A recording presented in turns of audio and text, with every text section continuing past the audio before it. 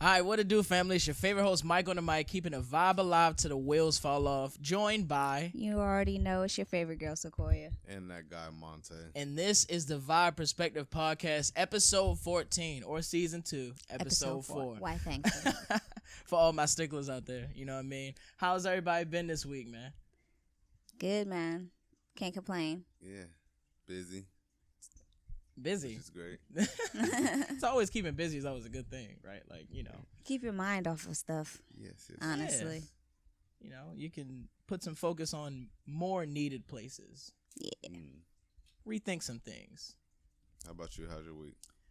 It was busy. Man, there was a few eventful things that happened this week. I don't even know if I should I bring it up? Listen. So, okay, well, I host on Fridays at Sizzle Baltimore. It'd be dumb lit. So if you're in the Baltimore area, in the White Marsh area, definitely pull up. You have a great time on Fridays, which was incredible. And then, you know, Saturday was kind of, man. Yeah. But then, Chill, I was, just kind of recovering, just feeling the Friday and then going to Saturday. Just kind of, chilled, relaxed, took a mental health day, and then yesterday, which was Sunday, I was having a little Super Bowl shindig, Super Bowl Sunday. Shout out to the Bengals and the Rams. Everybody on the West Coast, I know y'all turned up, especially from that halftime show. But everybody, but but yeah, Super Bowl Sunday, and I went, to go make a store run. I come back and there's this huge, like crazy car accident or whatever. Like it's these 3 cars really, but 2 cars are mainly involved, and this third car spins out and flips over like 4 times. And like I don't even know what I was really thinking. It was like kind of in the actual spur of the moment. Had to literally sprint over there, grab the guy, in the car. I had to assess the situation, make sure nothing was leaking, I'm like in like some different pocket of my mind where I know to make sure that it's not like, smoking or like gas or anything. And I'm like, checking doors, and, we was just kind of like, yo, we got to get this guy out. And I, pulled this guy out.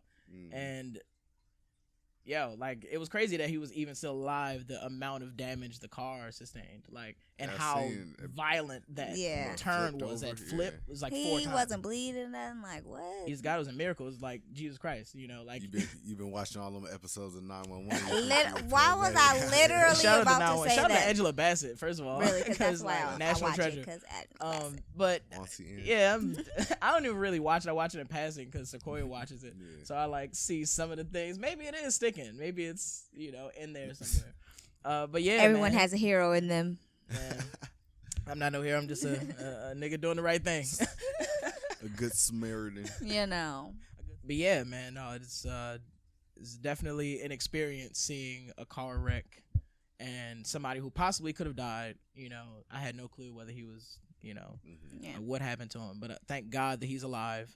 The guy seemed to be, decently okay. Yeah, it was very nuts to happen right before Super Bowl. And then, we sat and watched the game. We, had some friends over, played some games. But like that was, I've kind of still been thinking about it like ever since. Like it's it's still fresh. That's good karma coming your way, man. Yeah. Hopefully, hopefully I can put good things in the universe and I can, receive some things back. Hopefully, that really happens, So I'm hopeful. Yeah, but that Super Bowl, though, the Rams and the Bengals, I had no dog in this race, to be fair. But it was a good game, though. Yeah, it was definitely a good game. It was eventful. I'm going to just go for the Ohio people. Shout out to Aaron Donald. Because it's Ohio. Shout out Toledo, Cincinnati and Toledo are like 2 completely different places. It's still in the same state. I definitely would love to see Odell play the full game, though. Yeah, the injury is crazy. So yeah. But that halftime show, though. Got a true ring. Yeah, the halftime show was crazy. The halftime show. It was good. Shout out to Dre for spending, like $7 million on that set. Yeah. Y'all know they don't showing his production skills. He ain't made a video since Hey yo, that Listen. sounds crazy. That was nuts. It was good. Yeah. I enjoyed it. I like the multi kind of. It was like different sets of like different things for different instruments and like different dances and stuff. I thought it was a lot of attention to detail, which was dope. But I think there was a lot of detail overlooked with Kendrick's performance for sure. Yeah. Like it was I like can 15 agree. seconds. Yeah. He couldn't get his shit off. He still went crazy though. Kendrick. He Lamar. did. He went always nuts. does. But And they gave him like $3 to do a budget. They gave him like what is it, the Home Depot fucking boxes, the fucking yeah. like Bag lunches. yeah, like they literally gave this man like cardboard as a sentence, like They do blow something. the budget And this nigga was every like, bet. year Talk to at the him. Super Bowl for like performances. Yeah, They spend a bag, so for sure. they don't pay their performers. They Which just like I Soul Train. just found out, which I thought was why. They give you 2 pieces of chicken. Yo, And that's just thanks for dancing. Whole Come back bunch of again. publicity. Yo, you get paid 2 pieces. I'm sorry. Go ahead. No, I'm just saying, like, it's the same concept. Like, Man. where's my Anyway. money? Yeah, But for sure. I guess Mary J. Blige did an interview, and she said it was like a good opportunity. Like, you'll always get a bag from doing the opportunity, even though it's free. But I just feel like, where my money? Especially Kendrick Lamar. Like, for you real. have Kendrick Lamar in the room. Like right now, you have Kendrick Lamar in the room. Like, you know what I mean? It's almost a wasted opportunity to me. But if you were to pay anybody, and you should, it should be Kendrick because he's literally here. Especially I mean, but with the him show about to is drop an about album. Dre though. It's just Dre The show is about I mean, Dre. It was. It was, yeah. It was a Dre production. He put everybody, got everybody together. So you give Kendrick 15 seconds and Eminem the spot in front of him in the I don't lineup? agree with that. Yeah, that was I a guess- little weird to I me. guess Like, that's nuts to me. Borderline disrespect. Can we agree? Yeah, I can definitely Okay, agree. cool. It's disrespectful. Yeah. I felt disrespected Cool. for Kendrick, and Cool. I wasn't even there. Like, we get it. Y'all got the songs and all that, y'all mentor, all this. But, like, no. He all Yeah. up there kneeling and whatnot. Yeah. Literally, this Which nigga's was wild. kneeling, bro. Oh my god. Oh my Like, god. all the black people that performed, and you thought you were the one. You that was needed the one to to do do this. Like, no one that's else so kneeled, wild. but you was like, you know what? I'm going to do it. Man, no, it should have been somebody black Ridiculous. kneeling and then the Eminem defending them Right. after, like Yeah. saying, "No, they can kneel if they want to. Yeah. Freedom of speech. Remember, white standing people." next to you with the hand on the shoulder. Yeah. You know? Right, like, Literally, I support you. I approve this Something message. like that. He takes off the shirt. He actually got it on the back of a jersey with a Colin Kaepernick number. It's crazy. We listen. It'd have been a crazy story. But yeah. But they lost opportunity there. This nigga just kneeled. I mean, shout out to Dre for still repeating the and I still don't fuck with the police. Mm. I like that energy, even though he didn't say fuck with the police, because you know what I'm saying, it's his saying, You know, I you probably ain't won't fuck it up. I get it. curse words. I get it. You know what I'm saying? But he did about he but did like like, 2 he or still 3 said it. songs that said "fuck the police." Yeah, in pretty the much. song, He didn't care. so, yeah. If there was any way to It was stick it shit. up to the guy, that's if you still playing by the rules, if you doing a performance, like I'm gonna show you something. You know what I'm saying? It's my shit. Like, And and of it should course, be. Of course, big ups to Uncle Snoop because You know. he went man, out The there on coolest his real- motherfucker. didn't look ever. winded at all. Man, Performed the Seasoned. best, I think, to be Seasoned. honest. Yeah, he You was the know. best part of the show. I To be said that honest. when I watched it. I'm And like, I yeah, love Kendrick, Snoop who's a is the best part of the show. hard Yeah. second, because his breath control is nuts, is incredible. Mhm. But this nigga Snoop is just like, he's in a different level of like Just up there cooling. he He could have been he smoking smoked a on blunt stage before. and it's But still he been was chilling. respectful. He smoked blunt before, but I doubt that But blunt, he that was one respect- blunt was Had- gonna do it for Had to Snoop. do Like, it for the one time. Like, Like- hold up. About to get on stage. he probably Take did my save medicine. his secret special stash for this one moment. Like, I'm doing Super Bowl with everybody in West Coast. Like, I got to. It's he like was that high all day, that bro. one jar sure. under the. All day. He's He been opens smoking a secret all compartment. day. It's that one shit with the panther on the front. Like, yeah, I'm gonna smoke this tonight. Yeah. He just had to Nah, finish he his got the little LA roachy Rams ass sip from on that earlier. bitch. Yeah. He repped anything. Hey LA. yo. Yeah. Anything Cali.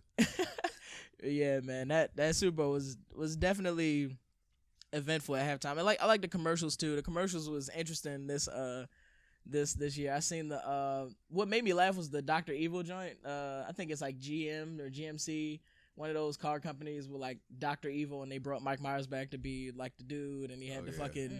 he brought everybody from Austin Powers back. I thought that was nuts. The Their Cable Guy budget one nuts. was good. Cable Guy Guy one was doing jokes. nuts.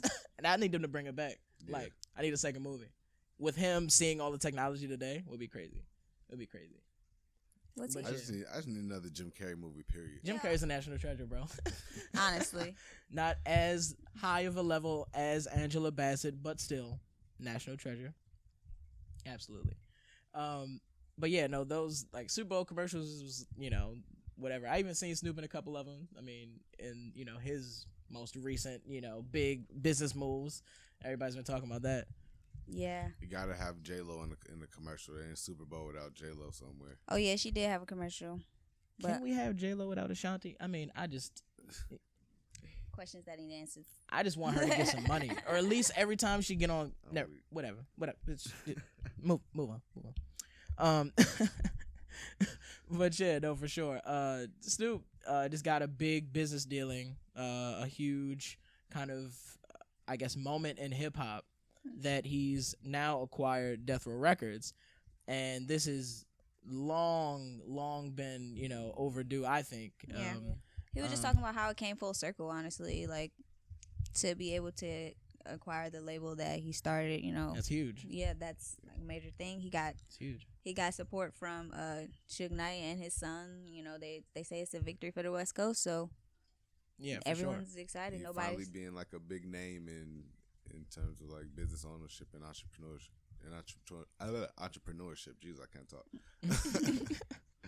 Because you don't really be hearing Snoop name a lot when you talk about like, big names in terms of music ownership. Yeah. Yeah. Having their own record label, things of that nature. He's done other business ventures, showing but those chops. Yeah, for sure. Done other ventures for sure. Yeah.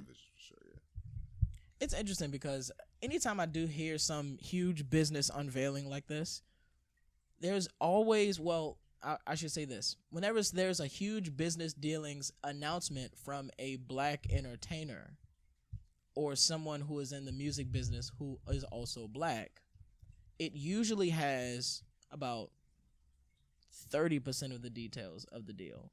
And it doesn't actually say some pretty key things like a figure or how much of the ownership and who else footed the bill with you in order for you to be able to get this ownership, and what does the ownership come with.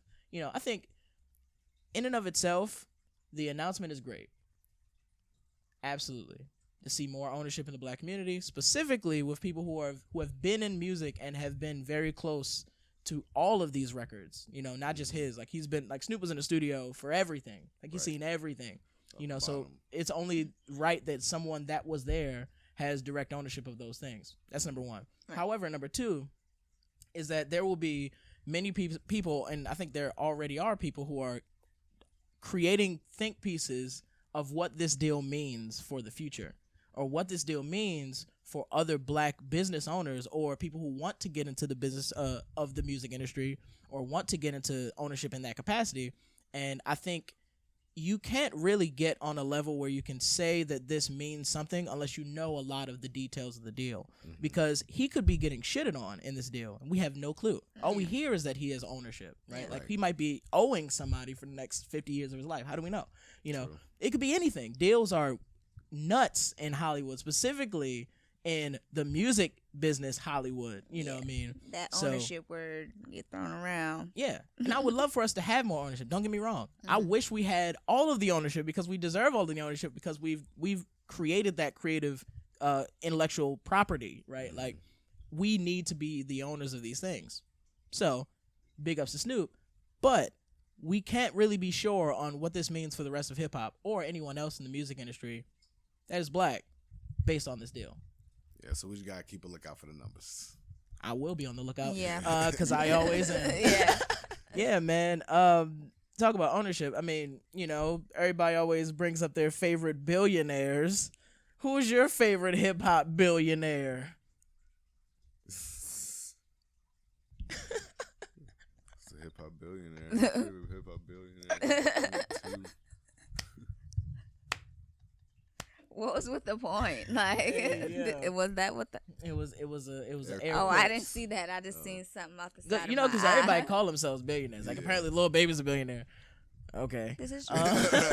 This is true. They do. A lot of people say that. Yeah. You ask Big Mill, he already been a billionaire for the last 20 years. He ain't even been in music that long. Yeah, I've been a billionaire. I've been trapping since forever. Billions. Thousandaires. Yeah. Many thousandaires. Super many thousandaires. Lose Oh, that. Got God. hundreds of Lose dollars. a dollar and they Insert Mr. Brown. Hurting. 'Cause, Don't, man, what's dude? I'm gonna give you the world. What's dude's name? YK Osiris? I think that's his name. Oh, When he was dancing for Drake. I don't know any of that boy Imagine songs. who else he was dancing for. I'm trying That's to tell you, sad. niggas be owing money. And they really be Bruh, strapped for niggas cash. really Like, they owe be like, money. damn, 5,000. Like, I don't know who Shit. I was finna say that was, but it was not him. in debt like a motherfucker. that's the song he sang when he was No, at, I'm saying I just yeah. don't. No, I only know that song because that was the shit he sang at Drake's mansion, tap dancing. You know, it's one of those things. For debt relief. Yeah, clearly. Like Cyrus debt relief fund. Drake has been in the news recently. Yes, he has. He has. Well, Kanye also, but it seems Kanye By wants. proxy. Yeah. I don't know about that one. Who else does Kanye not bring into the drama whenever he's in the in the tabloids? Like, he's Yeah. going to bring somebody else in. It's not It's just usually him. Drake or Yeah. Push. This is true. Well, Well, he got beef he with making Pusha? amends. No, they got a song. Oh, yeah. Diet Coke. Oh, yeah. Wait, Kanye isn't on it? No, I'm talking about. He produced it. Oh. I thought T Minus produced that. Did T Minus not produce it? I was informed. No, it was, 88 Keys. 88 Keys. Oh, Oh, okay. Well, of course. I mean, this nigga's in the studio. I mean, he's gonna count him being in the room as him producing along. oh, I with, was like, because I co-producing. wasn't. Well, I read that Kanye did produce it, but Oh. I could be mistaken. I thought it was an old joint off of 88 Keys mixtape. Like, I think it was like it's either I got 2015 and 2004 in my mind. It's one of those years. I think it was 2004. 2004. Yeah, okay, yeah. So it's 2004, I think it was off of the mixtape. I can't remember the name of the mixtape, but I could see it in my mind. But yeah, it was an older beat that he had brought back and just went crazy on that. Like, Yeah, I Google it. It just says. it says Kanye It West. says Kanye Whatever West. Pusha T does, it's gonna be produced by Kanye West. I mean, because And 88 Keys with 88 Keys. with yeah. West co-writing. So it says. Oh, he co-wrote it. Okay. He co-produced and co-wrote. But that Yazos line was definitely wrote by Kanye. But it's old, though. 1,000%. It says it was gonna be on the album in 2018, so it's old. Yeah, it's an old beat for sure. Yeah. Yeah. No, that Yazos line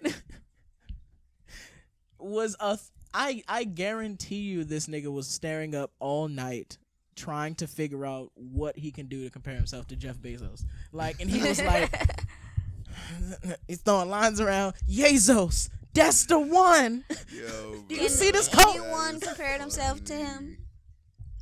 Cause Yo. he's a super villain in my The thoughts in mind. Kanye's mind at 2 a.m. Like, No, what? for real. For real. How you think these bars got?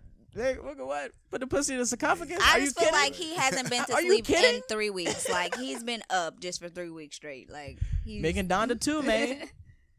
You put this nigga He's Kid Cudi restless. off. He need a good Kid night's Cudi will rest. not be on the album. A bubble bath and a blackberry or something. Cause sir, Man, he don't. Friends with Man, that guy.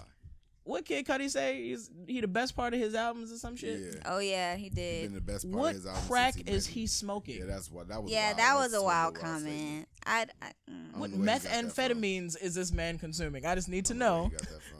I need to know. He was reaching on that one. He could have said anything else but that. He could Because have. he needs some help. Anything. Like, He called him a dinosaur and did all the other. I Called him wouldn't a even said dinosaur. anything. Like I would have just let it be. But I guess he had Let to Kanye make be a Kanye, bro. statement. like what? This nigga's outproducing half the producers out there, and he's a dinosaur. Are you nuts? I think producing low key might be similar to comedy. Like, the longer you're doing it, the better you are. Like, you're not really ever dated. You know, like if you're a great producer, you can adapt, right? Like, you can kind of like. But I think this nigga, first of all, Kid Cudi is smoking the finest of PCP. Bro. But about that situation, we talked about it off camera, and we don't need to get into it really deep. No, we don't. But my position was, from what I understand about the situation, and I don't really like getting into interpersonal things, but it seems as though Kanye and Cudi had an agreement. They was on the same page a couple weeks ago. A week and a half or so later, this nigga Cudi gets in a photo with the nigga at question. And I thought we had an agreement. We was on the same page understanding. And if you claim that this is your best friend, you're like really close, super like, yo, even if I'm wildin', understand, this is not conditional. Even if I'm wildin', if we get on the same page about this and I see you with the person in question, now it's you off the album. First of all, it might have been worse in other situations. Other niggas would be much more angry and do other more drastic things. This nigga was like, all right, off the album. Like, literally. Yeah, you chilling with my the stance was about to have you my album release party, fucking shit up. When was the picture taken? You might bring this nigga. Who posted the picture? He like the dude off of You Got Served that like switch sides at the end. Right. Also because Kid Cudi said that he and Kanye already talked about this. So talking about this, I'm assuming talked about the picture, talked about whatever. I thought it was taken beforehand or something like that. If and it was taken beforehand, it, then it's different. And but they had already talked if about he it. Got and then, in a photo, post fact, post convo, then it's fucked up, and you abandon the friendship. You telling me you picking sides, or you trying to play the 50? I don't think that Kanye needed to make a post about it and post it online. But FYI, Kid Cudi is not on the album. Can I put like the voice effect on? Kid Cudi is not on that. Like I need one of them, like one of them vocal effects. Like you could have just waited till it came out, and people would have been like, "Oh, Kid Cudi not on the album." But they would have been like, "Yo, why is Kid Cudi not on the album?" But he already has all of this stuff going right already now, started. And he's just Let me just piling it on. The Billie Eilish stuff, he just piling it on. Oh, here we go with Billie Eilish. All right, I'm not. All right. He was justified. No, she is. I agree, but I'm not gonna perform until she apologizes. Just, it's dramatic to me, but I get it. Okay, hey, moving along. Well, Billie Eilish gonna say no. Is she gonna apologize to him? I don't think she did do a. She should. She was doing too much. Trying to embarrass. She was. You know, she's intentionally trying to embarrass Travis Scott with. If you don't know what it is, we're not gonna get into it. Yeah. I don't really care.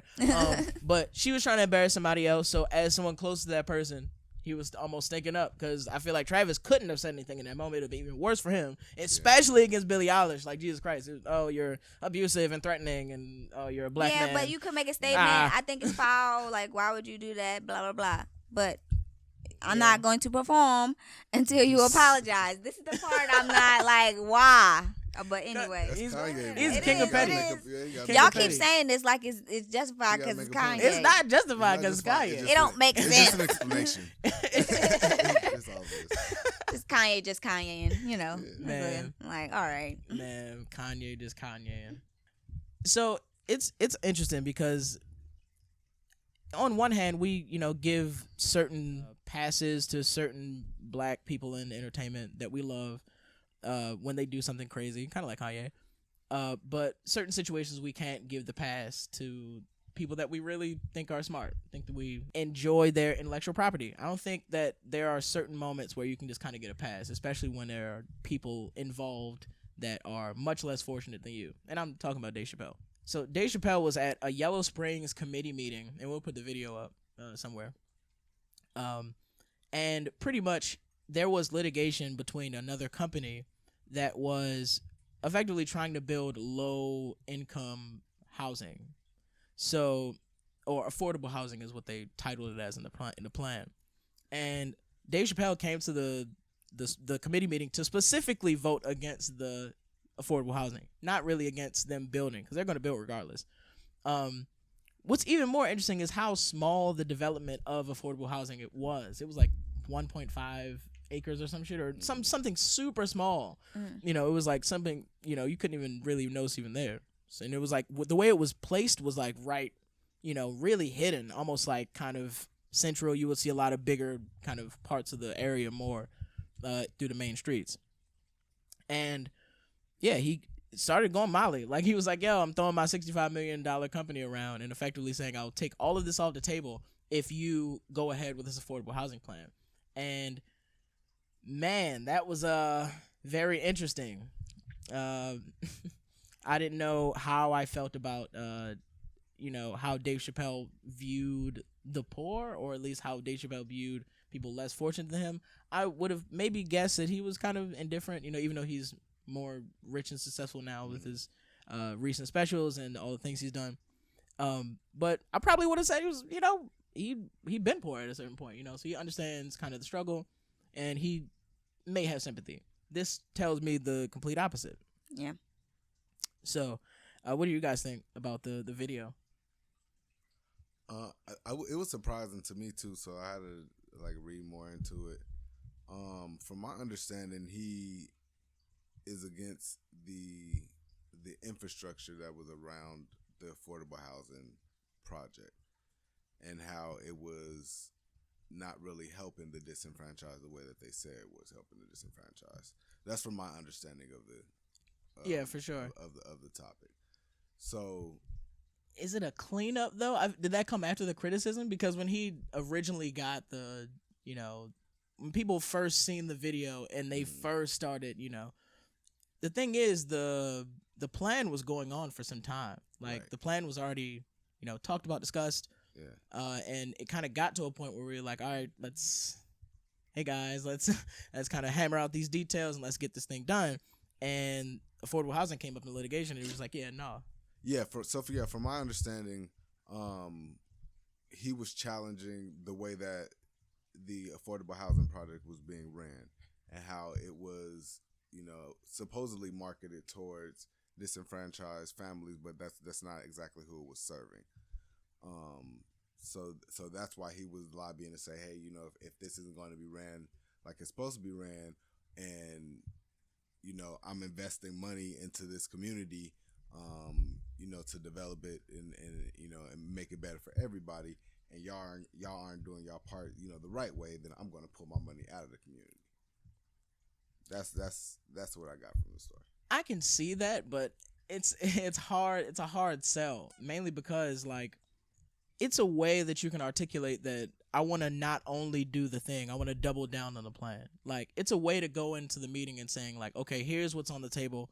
I would like to improve this plan and make it better. And kind of, it wasn't like it was just him and the arbiters or whoever, kind of the people in charge.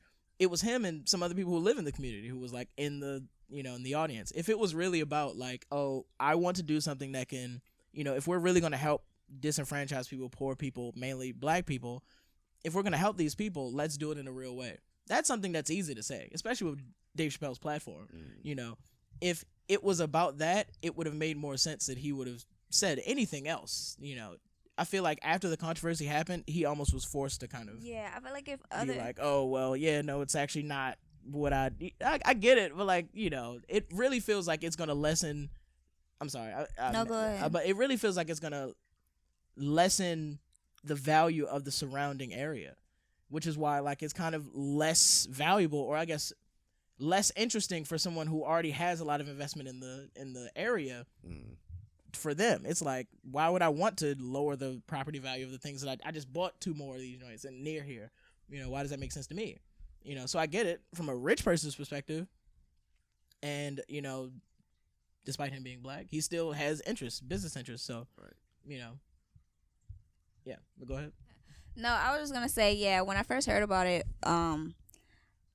I thought it was off brand for Dave Chappelle. That sounds kind of fishy. What do you mean he's against affordable, housing for others? But after hearing a little more about it from Demonta, I don't know. It does. I would like to think that that's what was happening there, but again, it's kind of how did you articulate that well? And were there other people in that group, in that meeting there, that were on the same side as you? Were people that actually were going to be a part of that community, or were they on? Okay, yeah, we agree with him. Y'all not doing it right. Y'all not doing what y'all supposed to do. Or was it just him going in there I got money, right? Do as I say, kind of thing. And I don't know how. I mean, Dave Chappelle is, I guess, articulate. Damn, I can't talk today. Articulate as a comic, but I don't know how well he can articulate within a political system. To say this is how I feel things should be going within this He sounded pretty articulate. In the video, he sounded like, nigga, I'm not bluffing. I will be taking all of this shit off the table. Like it. I mean, I can throw him the some. same thing that white I people can throw would him do. some grace, I guess, but that had it money still in just that feels situation. wrong. They throw their money around. Like a lot of his comedy that we hear is about him pushing back against like certain things. As far as white people, like they have money and racism and all of this extra. I don't see why. But that's just me. I agree. Yeah, I can see it.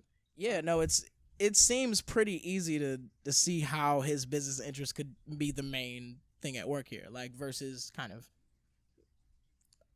To me, he if he does have a $65 million company versus a $24 million company that can build 75 acres of whatever the fuck, then it's like you have the capacity to build at least an area that has something for, specifically for black people. Like, I haven't heard anything about Dave Chappelle doing something in Yellow Springs or Ohio for, like, black, whatever. Like, black poor families that are, homes or whatever. Like, I think it will be easy. I'll have to look into that. Cause it'll be easy. I think, I know Dave Chappelle to be a pretty feeling. Jesus Christ, I can't talk. I don't know how many of these can get cut. I know Dave Chappelle. You can leave them all in there. Oh, leaving that too. Dave Chappelle's pretty philanthropic. There you go. That's what I'm looking for. So like, I'll have to look into that and challenge you on that one. Yeah. Yep. I would like to think he's. I like to think. Haven't heard anything, but I like to think. Yeah. But, that's why I said I'm gonna look into it and I'm gonna challenge you on that. To be continued on episode 15. We won't continue anything. Next time on Dragon Ball Z. We won't continue. Bet. How much you want to bet? Next pod, I'm going to just pop up randomly with the facts. Randomly with the facts 30 years later. Okay. Yep. I ain't going to do it during this pod because it's doing too much. So this thing that also happened this weekend with the baby, apparently everybody went bowling this weekend. Everybody went bowling, including people's heads. For sure. For certain. Well, I mean, Young Thug and Gunna's bowling event was very safe, right. And wholesome and nonviolent. Yeah. So the baby was slipping and sliding, going crazy. Right. Don't look good. Kodak getting shot in the leg. Kodak got shot in the leg. It's just not looking good for a lot of people. Cars flipping over. It's a lot going on. But the crazy thing, the Kodak thing was at a Justin Bieber. Bro, like after party? Wasn't it an after party or something? How unplayer you gotta be to get shot? Un-P. That's definitely not P. For sure. Like, what was y'all doing out there? Like, Justin Bieber, bro. Justin Bieber got y'all that crumb. Why is it thugs outside the Justin Bieber concert? Why do thugs need guns for Justin Bieber events? What was the reason? Like, yeah.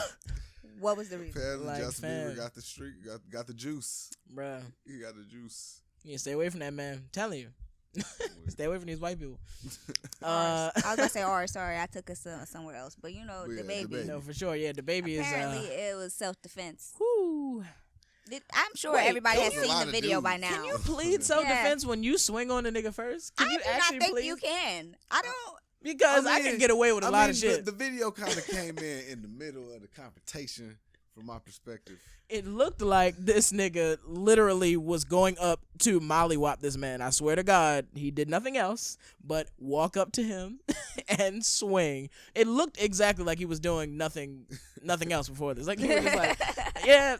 All right, well, here he is. I'm here. He said it was on site. That's what he said. Yeah. He said it was on site. That's what he said. So if it's on site, then but it's literally. The baby only hit him once from what we seen. And then every other nigga just came in and just took over. Well, he was already. Is that not what you hire your security to do? Yeah, true. They said that wasn't his security. They said that was not his security. But if you said is that not what you expect your homies to do? Yeah, for sure. If you a rapper and you rolling deep, for what reason? You especially definitely. if you a rapper, you got money, you famous. What? Yeah, no, we're not letting the famous y'all one beat him. First off, y'all let him get in there anyway. You got the first hit. Cool, that's what you were supposed to do. Right. No. If it was a one-on-one thing, then why it can't be that? Why is they? If it was a one-on-one thing, the other guy don't got a really good chance. He beat that dude up and made fun of him in the videos, all of that. Just ruined that man's life. I know he did. I ain't never look into it for real, but I just know he did. So it already like he would have.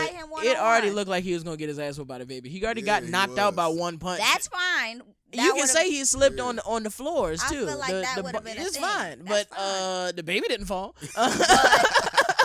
The baby also didn't do anything after that punch. Wait, imagine fighting a dude who doesn't fall when he's like on the fucking slippery everybody the bowl else and was everything. He was trying to get there. Ain't like he just hit him and then just ran away or nothing like no, that. he was there. He was there trying to get in the fray. He was certainly there. Trying to get back. I don't like the guy grabbing hair though. We don't grab hair. That's all I seen. That was wild. That was crazy. You could grab him by the back of this nigga's shirt, pull it over this nigga's face. Pull in hair. Hey yo, just it's wild. It's tragic. nuts. It's nuts. But he talking about self-defense. I don't think he gonna win that one.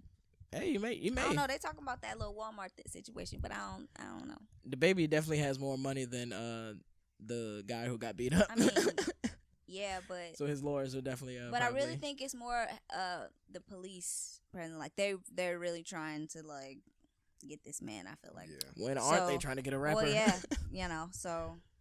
But yeah, the baby is kind of adding up a little rap sheet for himself. That wasn't very. So they smart. ready for him. Wasn't very smart. You could have had your one in the back, low key. Yo, the baby actually has some of the like wildest videos I've seen in a long ass time, bro.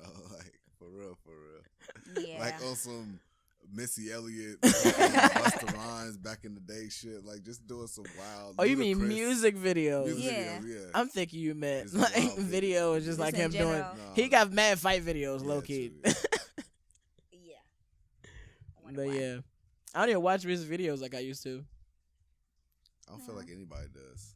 No. They're trying to do something, but then it's like you just watch that one video that just take you back to square one. Like, why am I here? Yeah, and half the time standing there or something like there's nothing going on. Every time it don't even make sense why they spend so huge of a budget on videos, like $1 million for a video. Like, I don't understand. It's like one song. And also like now it's one song. Music videos is so convoluted. It's like everybody has a music video for like all these whack ass songs, and it's like I don't watch this shit. Especially when you can just shoot it on your iPhone. They just wanted to be on MTV Jam, whatever it's called. When you wake 106 and Park. 106 and I definitely want to be on 106 and Park. If I had a video, that's why everybody was into the music videos, things and stuff. But now it's like, what's the point? They get on TikTok and promote their stuff. They don't need a music video. The underground nigga. Oh, Tigger's doing Rap City, and I'm excited for that. Honestly, to just see new young guys come out and rap. Mm-hmm. We've seen some of the best Rap City freestyles of all time, like of legends that are still here today because of some of the work they put there. So yeah, I'm definitely looking forward to that. So I know y'all heard about Joe Rogan. Man, who hasn't heard about Joe Rogan? Man, yeah. This is the first time he's been in the light.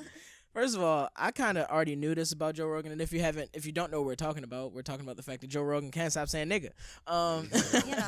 He just can't stop saying the word nigger. And I've known this for a while about Joe Rogan, that he is he's one of those guys who I think we talked about this last part where like people actually think that they're good people, they're like, wildly ravenously racist. They're wildly racist. And it's crazy because every time they get called out, it's almost like, oh, I have a black wife. Oh, I have black best friends. I work with black people. I can't be racist. If anything, I would respect somebody more by saying the first thing they say is, yes, I'm racist. Right. However, every day I'm working to remove this racism from me. That's probably the most honest take. But I've almost never heard that from white people. Like, ever. Like, I'm just not racist. Like, what the fuck? Working to not be racist. Like, bro, you born racist. You can't escape that shit. Being racist. The fuck? Like, I'm literally born in the system of racism. Like, I can't not be black for 2 seconds if I chose to be. You know what I'm saying? Yeah. Like, I can change my voice. I can, wear different clothes and shit. I can, like, fucking perm my hair. What the fuck? You know what I'm saying? Mm-hmm. It'll never make me not who I am. And, I think man, this whole thing about not being racist and then him, just saying super wild shit on this podcast without any sort of repercussion. I think Spotify just absolved any responsibility here. I also think other platforms. I think there was Rumble who offered him $100 million. He got $100 million from Spotify, but he also got a counter deal from Rumble because Spotify was taking his shit down. So Rumble was saying, we won't censor you at all. Damn. We would rather you come over here and you can say whatever you want for exactly $100 million. I think Spotify took out like 113. A bunch of shit. Yeah. It wasn't just racism; it was a whole bunch of other shit. They did it too. They ain't even, they just snatched him up real quick. Man, it's crazy because he's. But anybody else, like, he wild. Pulled off the goddamn station. But. Yeah. Anybody else, almost like Whoopi Goldberg. I forget the statement they made. Saying wild shit. They're not in the business of limiting their users something. Some crap they said. Yeah. Pretty much like, we don't care. We gonna let this motherfucker stay on here and do what he do. It's crazy. Adesanya, is that Israel Adesanya? Yeah. Oh God. Back in Joe Rogan. Oh God. Like, come on, man. The Rock said, "Nope, not me." Black.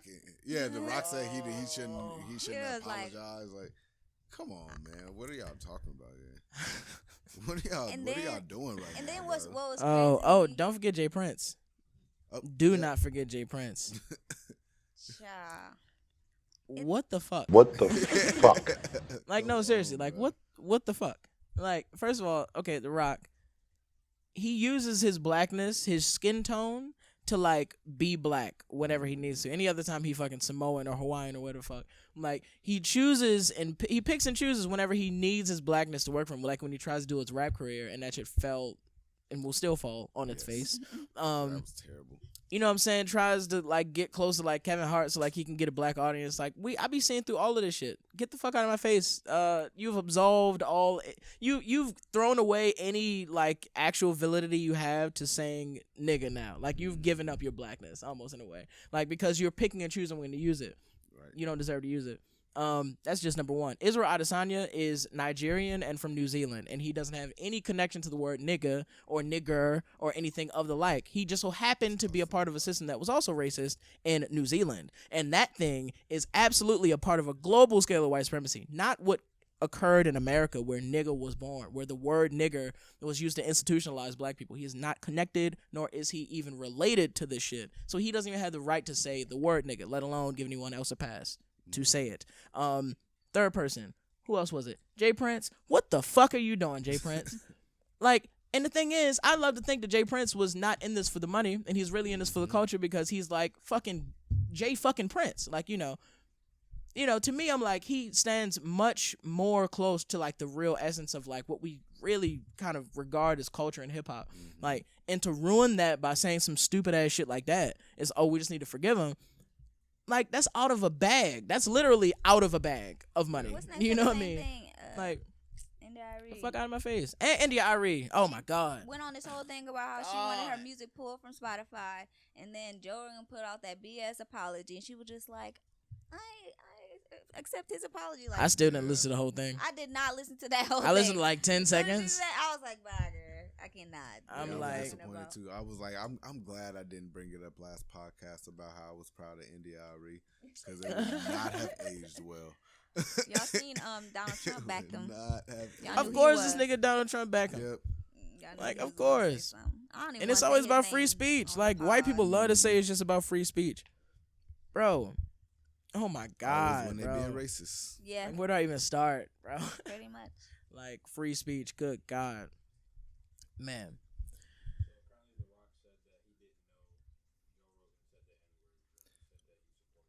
Yeah. Bruh.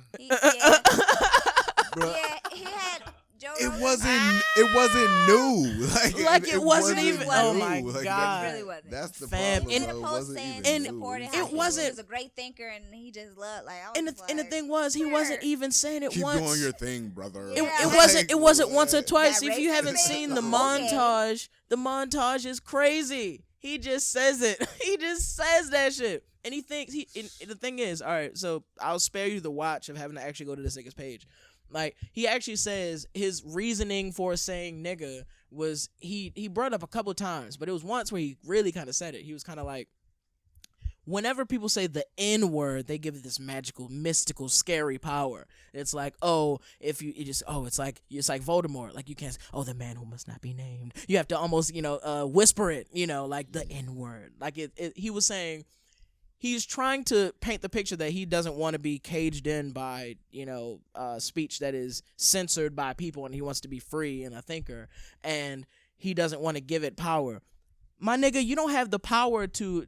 You don't have shit. First of all, that's number one. For him to even believe that he's important enough to designate when or when not this word has power is fucking stupid. And first of all, you need to learn a lot more. Like, I think the thing was, he has a lot of smart people on the show because he's fucking stupid. He literally cannot carry a show by himself. It has to be like somebody actually in the craft or an expert in the field for him to actually slightly sound smart, because he's sitting in front of somebody brilliant for 2 hours. Like, of course you're gonna say something good. Now, nigga, you learned all that. Like, like literally, like the episode of the Real World Reunion when the dude was saying they were calling me that too. Like, no, it's fucking stupid. What kind of mind? What are you talking about? Oh my God.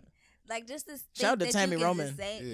Because and they were like, she got my little. The video was all taken out of context, so like you can't make a determination. What context is it right to say exactly? Nigger? That's the point. What are you talking about? It doesn't matter what context you were using. Nigger, specifically. How many times you used it, Nigger. the ways you used it, like, and Planet of the Apes, black people, quoting somebody. It don't matter. Up. Don't bro, say that shit, bro. Who are you, bro? Jesus Christ. Context, my like ass. Jesus Christ. Just like there's no context to say anything negative about Jewish people, there is literally no context to say the word nigga. Like, I could say further to really have black people name in your mouth, honestly, to be real, but neither here nor there. Like, if there was anything, it's the word nigga. Do not ever say it. No context, no correct moment. Just leave it out. You can do that if you're smart. You can figure it out another word. Do something else.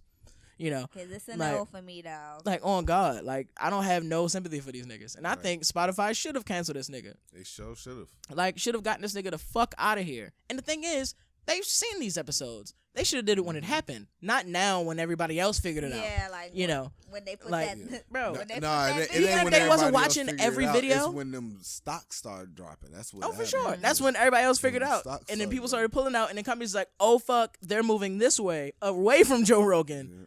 Fuck this nigga. And honestly, to be fair, like, man, even on YouTube, I think there's like some really crazy like loopholes, that people get through just to put shit on YouTube, say whatever they want, stir controversy, false information, all types of shit. This was like, YouTube was like a really great place for him to get all this shit off, where it was like he was just saying wildly racist shit and had wildly racist guests and just fucking had a racist off, had a fucking slur off. A racist off. Like, literally a slur off and shit. Like, who can come up with the better slurs and shit? Like, nuts. And this nigga didn't get canceled. He didn't get slapped on the shoulder. This nigga got promoted and gave $100 million fucking dollars. $100 million. Nuts. About to get another $100 million. Probably gonna get promoted after this shit. That's why I don't To got another Spotify, 'cause racist who- ass They just streaming company. Shit is crazy, bro. All right, really quickly, I have a Black History Month fun fact. Ooh. All right. I kind of shared it before, but I'm going to share it with everybody Is else. it a good one? I seen it on Twitter. That 8 people have accomplished climbing Mount Everest. 8. 8 Black people. black Sorry. people. Black people. Sorry, I forgot that. Black History Month. Well, that's a Black History Month fact, so yeah, 8 Yeah. people gotta be black. Like, they had to be like, it's Black History Month fact. They said it was out of 10 people, but I don't know how true that is. But Out of 10? out of 10 black people that tried, 8 okay. accomplished. Both of them was like, fuck this shit. One got to the Fuck foot of this the mountain and said, it's cold now. Never mind. I Hey, thought. yo.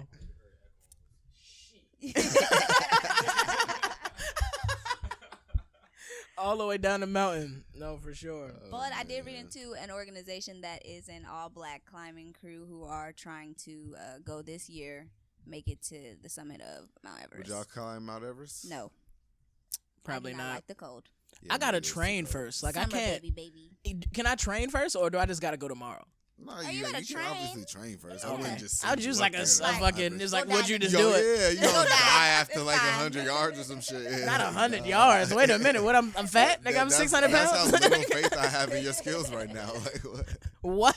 Damn. I'm extremely athletic. Wait a minute. Hold on. I'ma make And fun of I that. actually It's like. cold. I actually like doing the climbing shit. I like the rock climbing activities. You don't know like what I mean? outside. I don't like being in nature camping. I can rock climb. That's like an hour, 2 hour That's in excursion, nature. and I can leave. Like I can go home. Rock climbing is Like, in nature. I don't You need to gotta be camp out if I'm there. rock We climbing. went to the mountains in California. First of all, I had a whole But- jacket and a long sleeve shirt on 10 and a long minutes. and It long wasn't pants. even 10 minutes. It was like 5.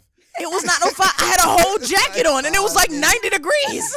We walked Like, up half a hill. bruh, and this It was not no nigga- half a hill. and First this of all, nigga was it was dying. one large hill, and we went to the top of that joint, and then he was like, "All right, we only did one hill." Like, nigga, we at the top of the fucking hill. And hills is like mountains in Cali. Like, there are no real mountains in Cali. It's only hills. It's only was a big ass half a fucking hill. hills. Like, these are shits is like, yo, it would actually be trees here if it was anywhere else. It would be a whole forest here, but it's fucking Cali. It was only and like, it's a fucking it was big only ass like hill. 91. Like, It wasn't even that hot. bro, it was 91 degrees. I had a long sleeve and a jacket, only and you want like me to Says go a up person what? from It wasn't that Arizona. hot. It A wasn't nigga from that hot. Arizona. On God. It Like, you wasn't from the that West That Coast. is hot. I am hot. Hell no. Help Hell me, no. I please. ain't with none of that shit. I ain't with none of that shit. But Y'all if was I had high, the that's proper why. clothing, I would definitely do rock climbing activities. And I mean like the actual climbing shit. Like not the fucking Yeah, All I'm like saying trail is it was- climbing. Like I who ain't wants to just be believing on it. all trails? I'm saying, it was I can take women pictures. If I can doing take pictures, I'm aerobics that good. was passing us up the mountain. That's all I'm saying. What was that? They was jazzercising past y'all, man. Uh-huh. First of all, nobody was jazzercising past us. What the fuck? All up the hill and shit. Said they was doing Bruh. aerobics. Doing them 80s The workout walking- dances? You know the walking ropes, how they be. See? That's what your ass get. That's exactly what your Walking ass. right I'm up keeping the that in the goddamn- video too. Oh, that's fine. I know. Because that's what they was doing, walking up the goddamn They was All training for that. mountain right For the speed Alright. walking Olympics. All right. First of all, they was there for exercise. I was there for the scene. Our album review this week, if you couldn't already tell, on our Yeah. marquee is "Few Good Things" by Saba. Man, it's been a while. I actually have his hoodie on from the Care For Me album release merch, and yeah, I was definitely waiting for this album. It's a long time coming, and I'm glad it's finally here, and we have the chance to review it. What did you guys think overall when you saw the album come out in your first couple listens? What did you think? it had to grow on me. When I first listened to it, I don't know if it was because it was early in the morning and I was on my way to work or what, but I was like, why is it so boring? And then I got into it by like third, fourth song, and I was like, okay, I'm cool, I'm catching the vibe. But then like as I listened to it more, then I like listened to it more in detail. It definitely grew on me. What about you? I'd like to agree. Some of the songs, of course, I liked just straight up like listening to them, but some of them took a little bit for me to like. Okay, but overall, I think it was good, solid. But yeah, it took some time. Being at work, listening to albums, I realized like you be in a different mindset. When you come home and listen to it, it's different. Like it changes sometimes for me for at sure. least. But yeah. Yeah, no, definitely. I had a certain opinion of the album at first when I kind of first just listened to it off of nothing, sonically listened to everything straight through. At least I don't quite remember how I thought about it, but it felt almost as if the album wasn't as cohesive as I would have wanted it to be. It felt like there were different moments that were kind of it was abrupt changes. It felt sometimes in between songs. However, I actually kind of like how the implementation was now that I kind of in-depthly looked at the album. And I certainly do understand a lot of the abrupt changes, a lot of the switching in terms of like kind of the pacing of some of the parts of the album.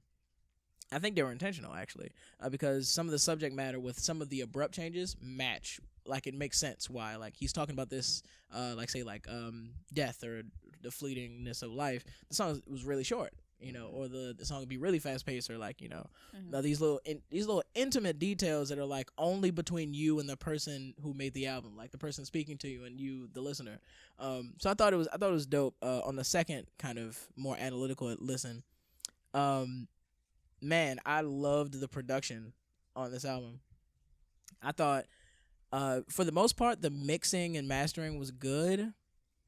There was a song I can't remember. I actually think it wasn't Survivor's Guilt. It's the one I don't like. What's the one you don't like? A Simpler Time. A Simpler Time. I like the words. I like the things they're saying. Oh, Stop That. They could have simplified the beat for me. Stop That. Yes, that Stop one, That had a weird mix. To me, it was just like it was okay. Song. I didn't love the mix, but it didn't take away from the song for me as much. I feel like I was really anal because I was like listening very loud to the song, like because I want to get all the, you know, small details. Right. So like me, I could very much hear the difference in the mix for that song than any other song, and it was noticeable to me because I'm kind of like a stickler, but overall the song wasn't terrible. I didn't take points off of it for that. So I'm gonna go through some of the songs. I'm gonna pick out some of the lyrics, some of the things that stood out to me, and we can go through to see what you guys liked about the individual songs. So we start out with Free Samples, featuring Chef Lee, produced by Day Day Pivot, Dowd, and Chef Lee himself. Shout out to Dowd, who was like really present along this whole album, and he was already super popular already in the industry. But he is really doing his thing on the production for this album, and I didn't know they were that cool. Like they was like really like locked in like that. Well, him and Saba, I should say. Yeah. For this song, I thought that it was a good intro song, like a good, you know, beginning to the album. I guess it kind of gave me a little bit of what to expect, like how you said for the orientation of the beats and like just the style of it. It's not all cohesive. It's kind of like a little bit, you know. I thought that was kind of like from the first song, like Free Samples. I just assumed that it was all going to be like songs that you can just, you know. Yeah. So I thought that was a good idea. At least that's what I got from it. But I like the singing part on that the most. Chef Lee. Yeah, I think the Chef Lee part is like the best part of the song. Yeah. Honestly, like I said, when I first listened to the album, I thought it was boring, and that was a song. It was the first song, so that's what gave me like that boring vibe to it. And to be honest, like for that song, it never changed except for like I said, I like the singing part. But other than that, I just find it to be kind of boring. I think maybe it is. Maybe it's the beat. I don't know. I just find it to be kind of boring. Chef Lee is from Oakland, California. I didn't know who he was before this. Like I hadn't heard of him prior. Looked him up. He seems to be like a pretty dope soul artist. So I'm definitely going to be looking forward to whatever he's doing after this. But yeah, this intro was interesting because it does do a pretty decent job of kind of giving some foreshadowing of what we're going to expect for the album. And I think it was almost him like hiding a lot of his cards early on. It was like, you know, I have a certain understanding of introductions of Saba albums. Like his first and second songs usually are the things that wrap me in. Like usually I'm in the mode of the album by the second song, because the second song is usually the gripper. I probably would have thought Fearmonger would have probably been the second joint for this album based off of kind of how Bucket List and Care For Me went. And you know, I certainly like the song. I mean, I want to get into the lyrics a little bit more, but at least from my first initial listening and kind of me looking into it, it feels as though he's kind of starting to deal with a lot of things that he addressed the last album and introducing some new things that he might be, you know, experiencing now. And it's almost like this is the preview, like, hey, by the way, I'm dealing with some new things, and remember what I told you before, like some of these things are still here. And I appreciated that he's calling back to some of these ideas. Yeah, when I first listened, I was like, this definitely just feels like a reminiscence piece, like something that, you know, like it's just telling you where I am now, and like I'm not gonna stop. I'm gonna, you know, I'm here. Yeah. But I definitely got that from just the first song. Reminiscence for sure. Yeah, that I think I wrote that down in my first set of notes. Like it feels like a like in a daze. And I think that's the first 3 words. Like it's an ethereal kind of sounding song. Okay, so that goes into One Way or Every Nigga with a Budget. And like I said, I love Saba's second choice for songs. Like his sequencing is always on fucking point.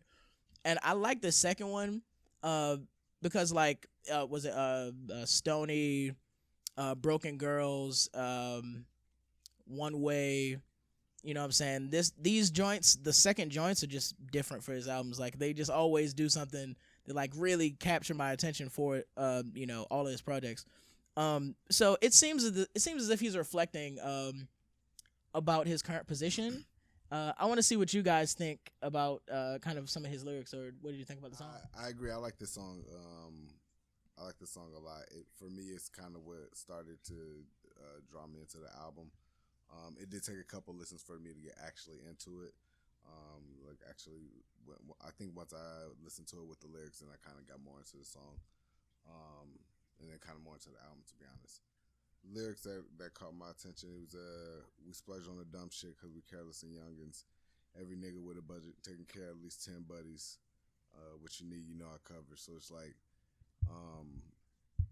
him just going through like the struggles of being rich and like, but still having like that hood rich mindset of taking care of your family, taking care of trying to take care of your business, but still trying to make it yourself.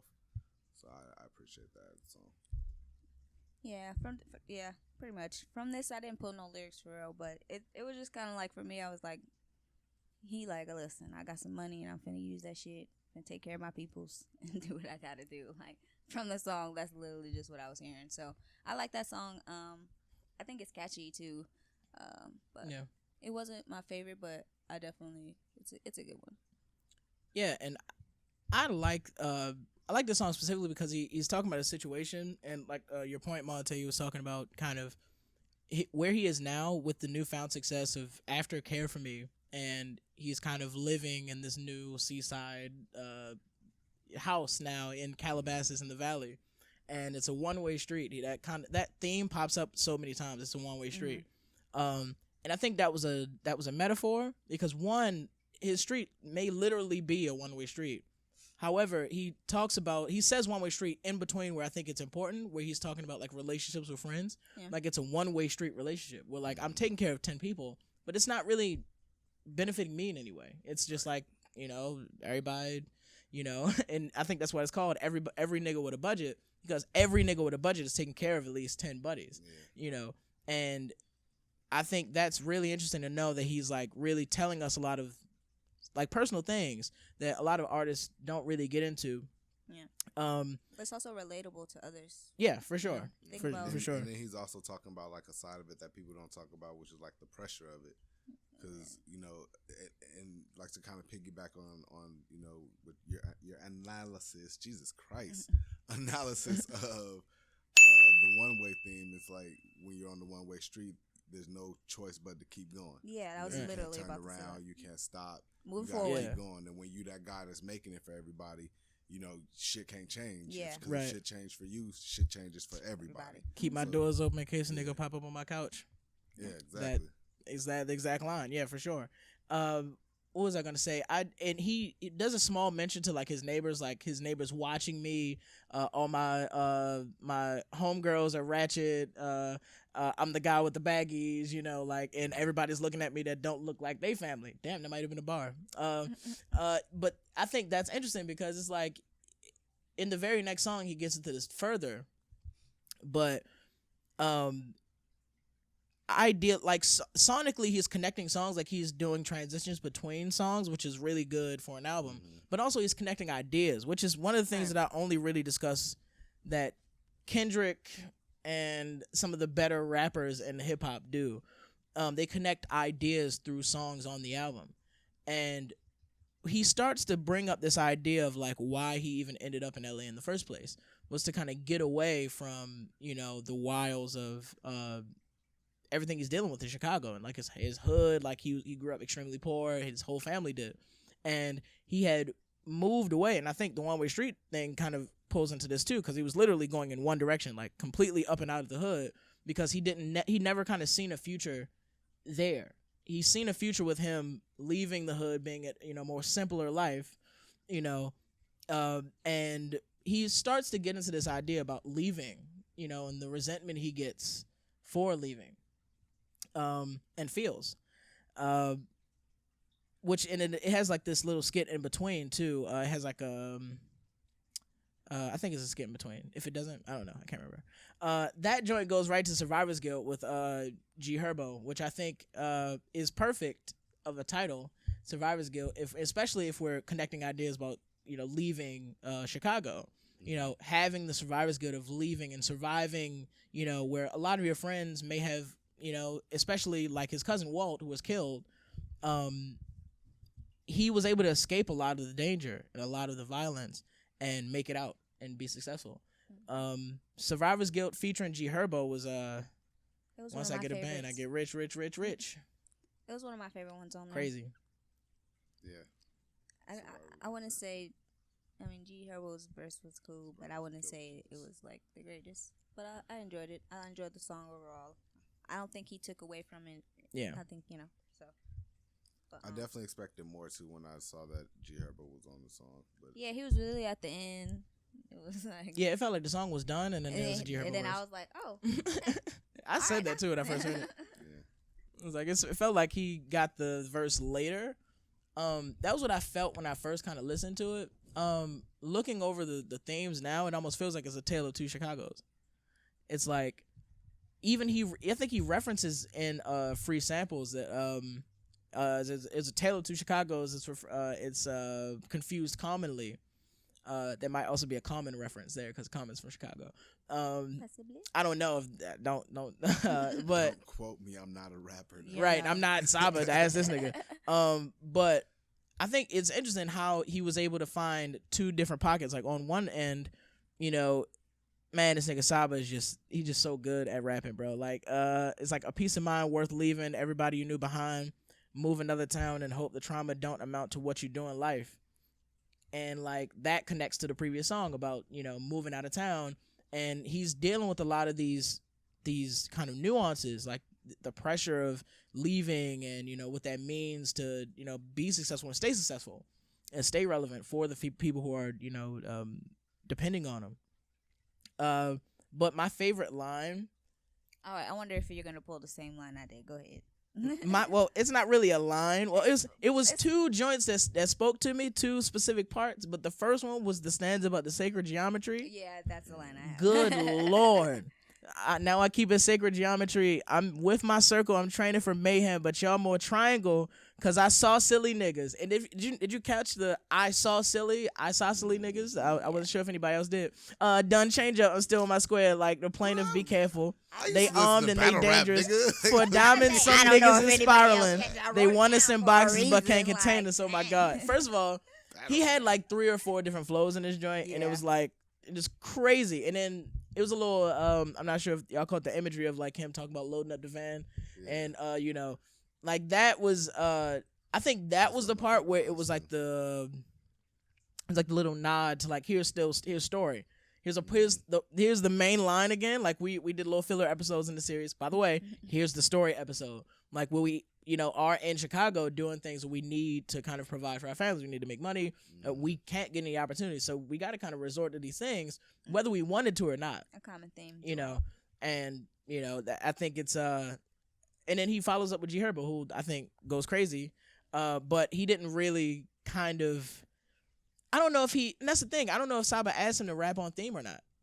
Or if he told him what the song was about. It was like, yo, rap. Yeah, because he came through, he was just chilling, like, and it wasn't like, that's why. But it could be a tale of two Chicagos. It could be like, you wanted to be different. The beginning of this one was really Kendrick-esque to me. Oh, this one? Of Survivor's Guilt, yeah. Like, I could hear Kendrick doing that. Like, I could hear it. I was like, okay. Like the quick speed rapping and the switch up, yeah. And then it does this nice transition to a snippet of his grandfather talking about how his family arrived in Chicago years prior. And then it follows to an interlude called Circus featuring Aaron Allen Kane. I hope to see more of Aaron Allen Kane in 2022 because I love her voice. It's crazy. Love her voice. yeah, this was a quick one, but it was a dope song. Yeah. Like the themes of being like poor and violence can also take you out at any time, and like similar to his car, it might be a toss up. He mentions how his car is like, we might not make it, in the song. That's how the struggle was. Like, we got this beat up car, may or may not make it to where we got to, and it's a toss up whether we will make it. And I think that was a small metaphor to like, had a phone by Motorola, but the bitch was out of service. Yeah. It's like normal themes that you would get from like poverty. And, I actually think the shortness of the song, and this was one of the shorter joints, was like, it's kind of I think it actually, when I mentioned that he's connecting ideas to like certain types of things he's doing with mixes and mastering, like I think he made this song intentionally short because this is talking about almost the fleetingness of life and like abject poverty and how they're like connected, and with abject poverty comes crime, comes like not having food, not having access. He also mentions food deserts. I think this was one of my favorite joints in terms of a concept and executing a theme for the album. Was hey, we never say goodbye, no see you around, no see you later. This Chicago, when you leave, we say be safe. Yeah. Man, I definitely love this song. What about you? I don't know. I feel like I always liked the short. I don't know. He definitely should have made this longer. Yeah, like I always feel like, why did you do that? Why didn't you make it full song? But anyway, but yeah, no, I really like this one. Oh, it's always it's my vibe. Literally the first song in this one, like the singing and just the flow. But it's good. But I like this one though. I like this song. Same deal. I like just the overall song structure. I feel like the content of like as far as where he was is like in between. Like I'm about to make it, but I ain't quite there yet. So I'm trying to push forward. We finna go, but That then goes to probably one of my more favorite joints on the album, which is Fearmonger featuring Dowd. It's my bop. Man. See, I do this to that one. Man. So okay, for just the title in and of itself, fear-mongering literally means to like manipulate through fear of like some impending danger. And I believe he might be connecting that idea, like the portrayal of violence in the city is like being used to influence the city to keep it in a cycle that's like perpetual and like making it even kind of more dangerous, like even making it like more dangerous by perpetuating the idea that the city is dangerous, by like crime and poverty and black people, honestly. And I think, and I really truly believe that every song is like him writing an essay and you're doing another sentence. Like kind of how in school when they teach you like every sentence should kind of reference the previous one or like it should transition nicely into a new idea. I think that's exactly what he's doing because he's directly referencing the violence of Chicago in the previous song. And now he's talking about fear mongering, and it's specifically about living in Chicago and being in almost like a super high crime rated area. But it's basically saying it may not even be real.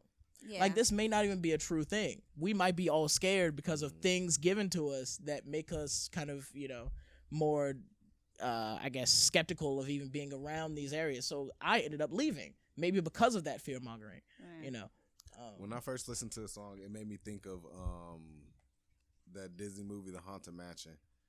What, Eddie Murphy? Yeah, Eddie Murphy. I don't know why, but it immediately made me. This made me think of Timid Butterfly, to be honest. And then when I thought about it more, and it started making me think of like old like Outkast songs, and just how like it had like a good like feel good beat on top of like a real hardcore underlying message, and that's what I felt like that's what made me appreciate this song.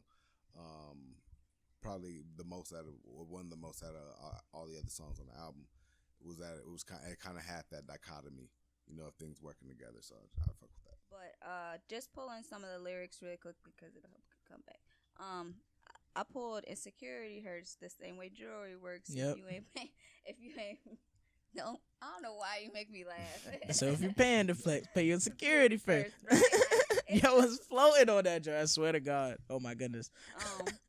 But yeah, like I just feel like speaking to me, I viewed it as like yeah, you want to go out and have a good time and, live your life and not, worry about looking back. But you also have to realize, like, okay, yeah, some of the things that they talking about in Chicago may be kind of like made up or drawn out to make it seem like Chicago's this big bad place, but also it's like I still need to be cautious and actually watch my back. Like I'm not finna come out here flexing and not pay these motherfuckers to protect me and to watch my back. Sure. Like so. But I like this one too. It is a vibe, a beat. Definitely made me think of the George Clinton look on To Pimp a Butterfly with Kendrick. Like it definitely felt like that super funky. Like this almost literally was the part of the album that woke me up. I was like, yo, like, okay. Like I knew the album was gonna be great, but like this told me this was about to be incredible. This nigga getting in his like super like funky kind of like bag and using Dowd, using a lot of the previous producers. And I think, he gets into some really interesting ideas. Like, he talks about, like, hoping for the best, but, like, almost preparing for the worst. Kind of like that line of, like, paying for security if you got jewelry. And I think that's so interesting to partner with the chorus. Like, you best go make... If you're taking care of some so-and-so, you best go make more.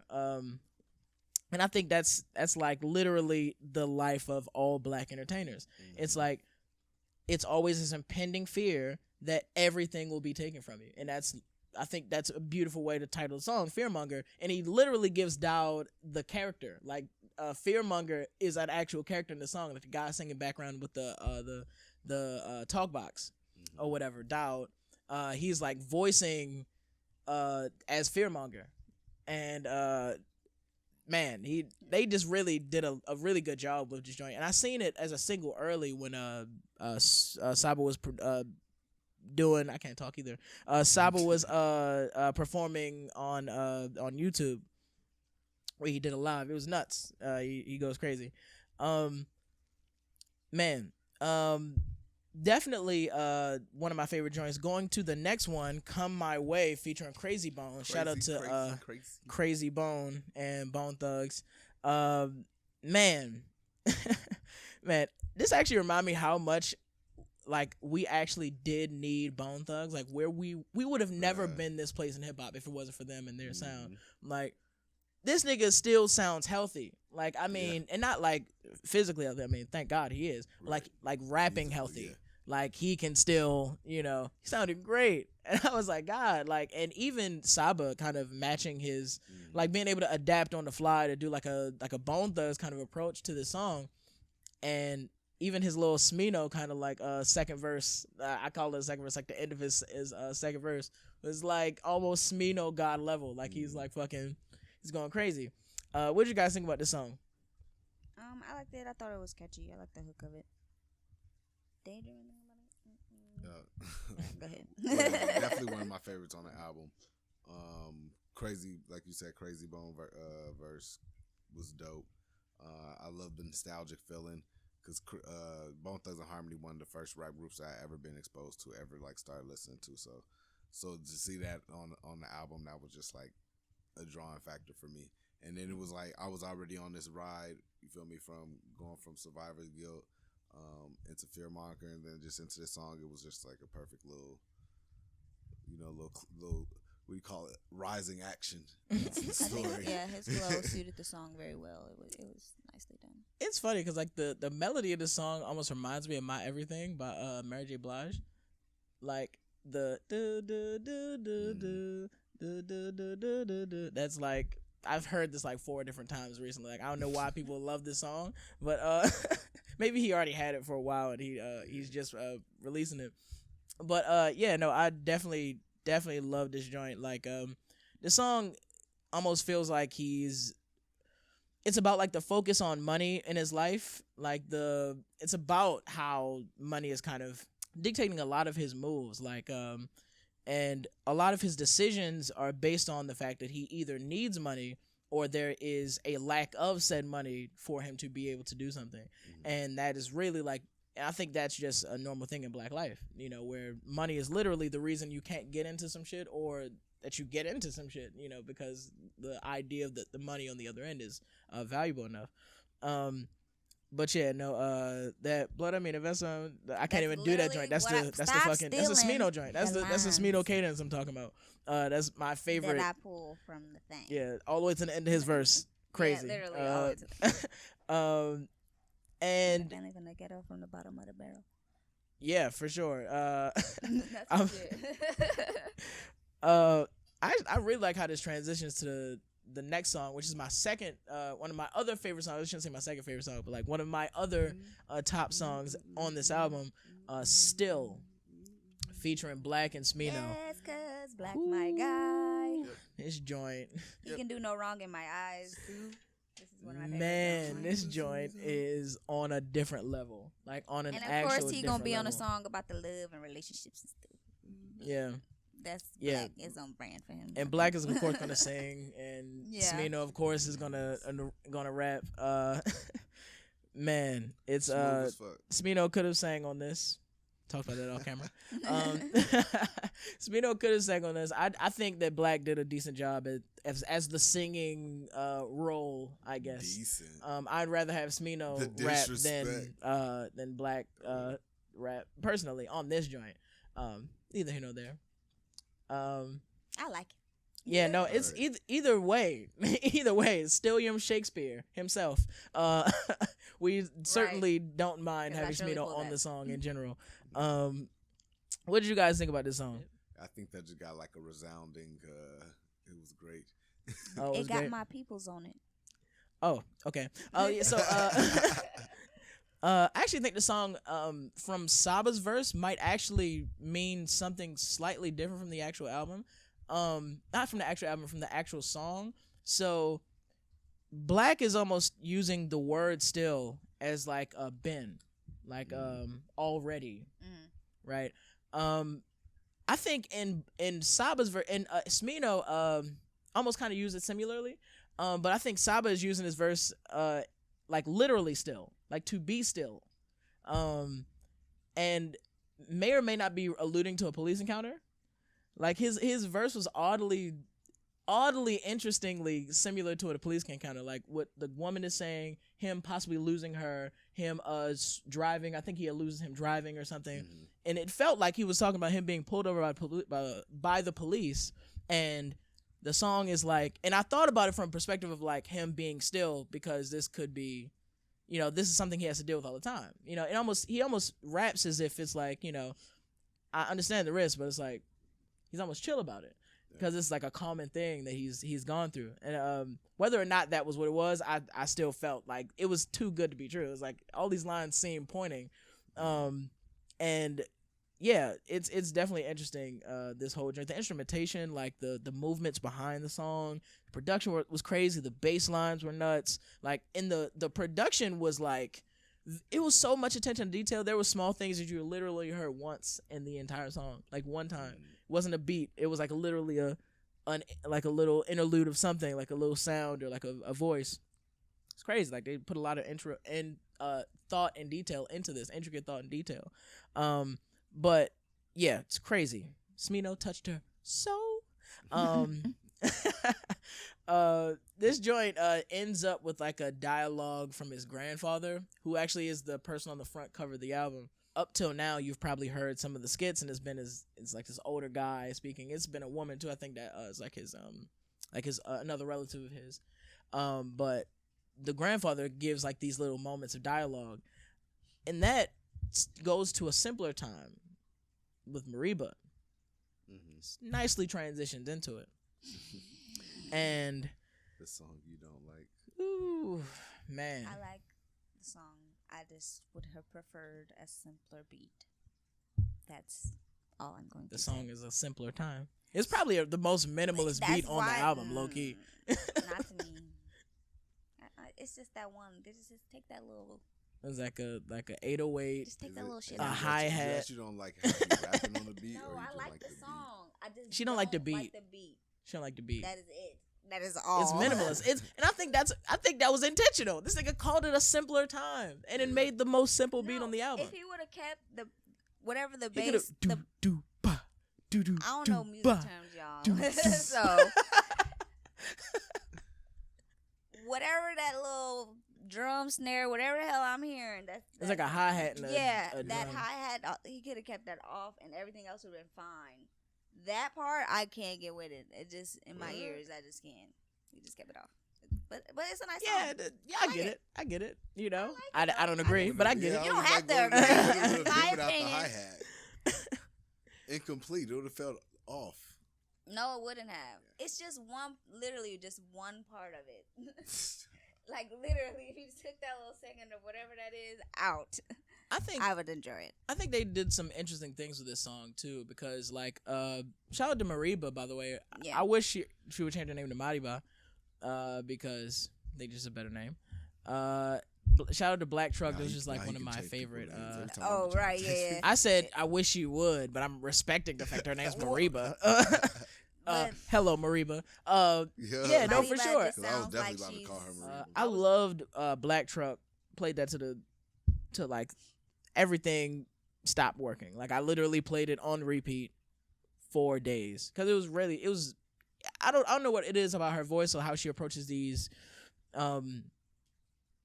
beats or like I don't know. She's just really she's interesting. She's unique because I don't really see any other artists kind of taking the approach she's taking to certain songs and beats. I think she should get more recognition. She had a kid, so she was kind of out of the music for a little bit. But I think she should be getting more looks, and I think this is one of the albums that could help her do that. Yeah. So also in the song, I think it was interesting because there was a modulation. There was like a key change towards the end of the song right after Mariba's verse, and I think that was attention to detail because it's matching the key to the next song, so it had to get there. But also it started to change the pace a bit. It almost increased the speed a little bit, like the BPM slightly got faster, and I think that's all attention to detail. I think he does these things on purpose. And but just the song itself seems to be about, to me, about his daughter, his decisions leaving the hood for like a simpler life. I think that's why it's called A Simpler Time. But also uses the metaphor of like a simpler time as in back when he was poor. So he's using simpler time to describe like now I'm living a simpler life. I don't have to deal with violence or danger or whatever. I just kind of like, play Madden all day and do my thing. But I think a simpler time also he uses that to describe the things that he had growing up. He had the simple things. He didn't have anything extravagant or luxurious, and he didn't even notice that they were super simple. He just knew that we were together. He didn't realize the poverty because it was in slow motion. That's what he kind of alludes to in the previous song. He references his grandmother feeding them and all that. Yeah, like she really put meals on the table. Yeah. Which is the story for a lot of us. Yeah, a lot of our grandparents fed us. A lot of our, That line was also about the labels offering him $1 million for music. And he was just like, yeah, fuck that shit. And I think that was interesting because they put a meal on the table. My grandmother put meals on the table. Yeah. Cool little line.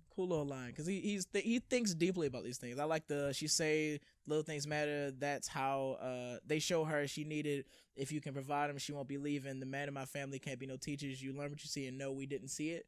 That was like he didn't have any role models or any men that were around. Possibly because they're in jail or gotten killed or, they just weren't able to be, role models because lack of access and poverty. Right. And maybe they didn't have those opportunities themselves to show, younger kids like it's possible. Money can't be the security for, but it's important even if you poor. White picket fence and a wreath on the door. We from the basement, concrete's on the floor. Referencing his grandmother's house where he was like sleeping in the basement. Where it's like literally concrete, and going from that to like this LA kind of lifestyle is like a shock for him. Is that where he started his studio or like doing music in his grandmother's basement? Yeah. Also, yeah. Also, where Pivot Gang I think was formed. I was gonna say, Marie, but I'm just trying to live, sing my song "So Black and Free" too. Yeah, I felt you. We just trying to be great out here, but yeah. That moves to Soldier featuring Pivot Gang and the rest of the gang. A lot of them show their face on this album. But on this joint, it was specifically Motherfucking Mello and Joseph Chilliams. who are rapping on this, and man, Saba just floats on this. We see Joseph Chilliams a little bit, like just kind of him doing some things here or there. I actually like him as an artist, just how he's able to paint imagery, and like he's almost like a comedic rapper, almost, I think. But you know, whatever. He's a serious rapper for sure because he can actually spit. But I think he's able to play with themes in like a whimsical way where he can kind of like make fun of really hard topics to discuss, and you know, bar you up. He also wrote another song on the album that he's not on. I can't even remember what that song is. But yeah, he's probably one of my favorite Pivot members other than Saba and motherfucking Mello. Now, what'd you guys think about the song? I like the Joseph Chillums verse. I think that was probably my favorite verse of the song. Honestly, between this one and the Crazy Bone feature, I think that's probably the two best features on the album. I like this song. I gave it 3 checks. But no, I really like the chorus and I like the outro of the song. But I mean, of course, there's individual lyrics and verses in there. But overall, I think it's a solid song. I think it's pretty good. Yeah, I think just in depth to analyze the verses, like Saba was kind of detailing living, and Soldier, just the name in general, Soldier kind of is referencing like war zone, like representing kind of violence surrounding you, and they're almost painting the metaphor of like a war zone versus like where they once lived in Chicago. Mm-hmm. And you know, like what are the costs of living in a war zone when you're bringing in a child? You know, when you're having a daughter, which he references in the song, like his girl being in pain in a taxi.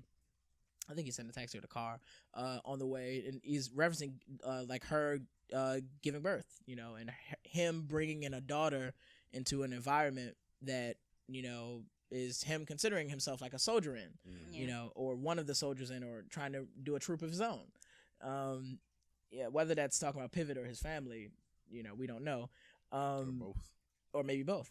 And then Joseph Chilliams comes in and, you know, does like this extended metaphor of like being like an attractive gay soldier overseas, and how he's using his body to like you know, to get him out of danger. Yeah. And I thought it was cool. The imagery was it's hilarious. It's hilarious. I was literally laughing. This is like the like beautiful girls that'll have dudes suicidal. Yeah. Oh, okay, now you're going crazy. He's pretty good. Yeah, definitely go check him out. And then motherfucking Mello, or MFN Mello, who I actually didn't know was on Pivot. I actually liked his whole thing. It was small. I didn't know he was on Pivot, but he definitely one of my favorite artists. Like one of my favorite like you know, kind of up and coming artists. He had a song called Y'all Wasn't In There on his previous album. Fire. Please go listen. It's not right now though. All right. That goes to the next joint called If I Had a Dollar, featuring Benjamin Earl Turner, and who's also on Pivot. Sounds Drake-esque.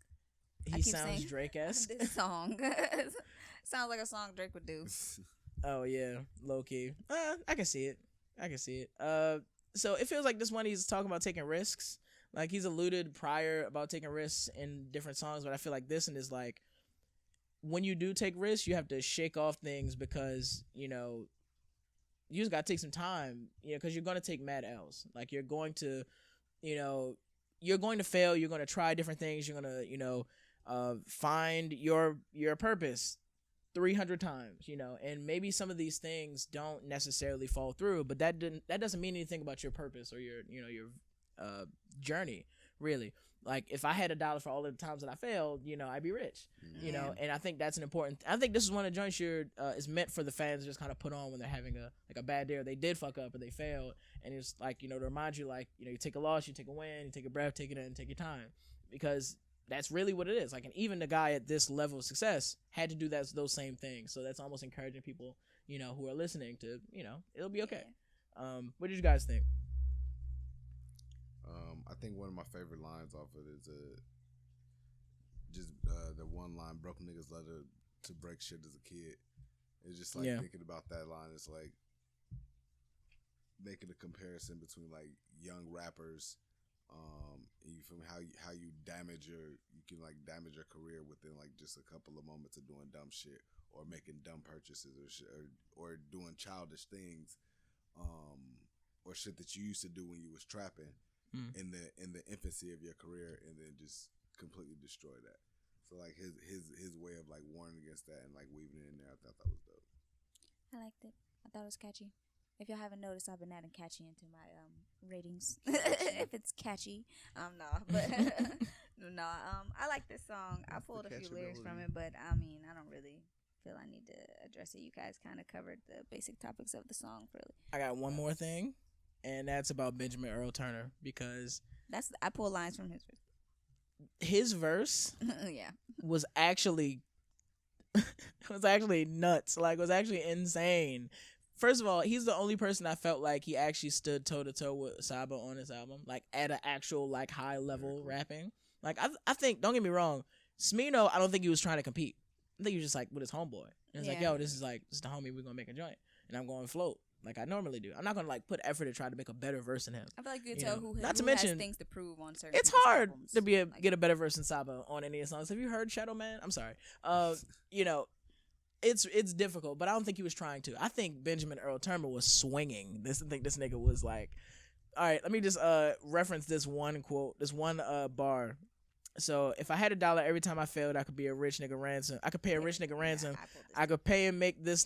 I could pay and make this a national anthem. I had all these bags like a Badu ballad. Now we making bags off the word salad. Had to master patience like I'm about it. First of all, okay, when a real fucking lyricist say something, you need to stop talking and listen to what he's saying, because this is a triple entendre. Like, nowhere else in this album, not even Saba does this in any of his songs, whether it was intentional or not, I don't know.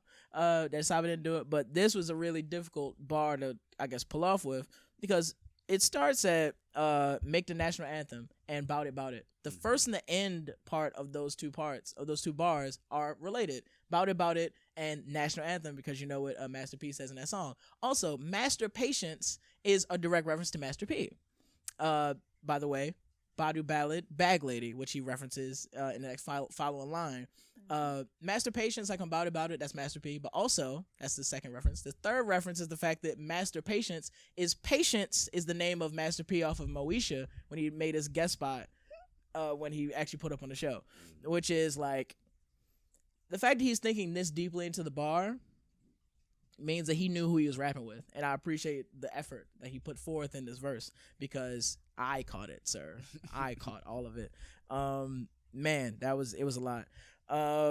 But yeah, Stop That, I talked about, I didn't like the mix. But I feel like it was meant to be like gritty and grimy. Like I feel like he actually had a chip on his shoulder for this joint, because I feel like this one was about, first of all, he had 15 different flows, number one. Number two, I feel like this was about family members who was like pressuring him for leaving and for like kind of having this new life in LA and like all the shit that comes with it. And like, I think this was gritty because he was literally telling them to stop that shit. Like, I'm not different. I'm not some new nigga.